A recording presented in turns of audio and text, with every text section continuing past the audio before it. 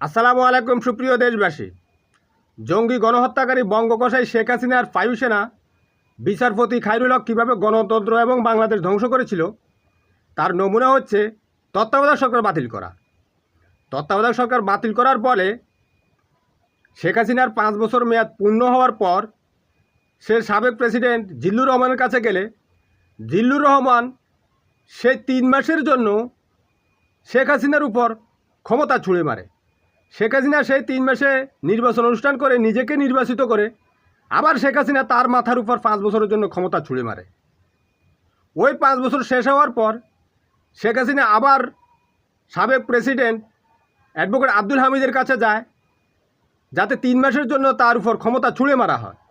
সেই 3 মাসও শেখ হাসিনা নিজেকে নির্বাচিত করে আবার 5 বছরের জন্য শেখ হাসিনাকে নির্বাচিত করে তার উপর ক্ষমতা ছুঁড়ে মারে।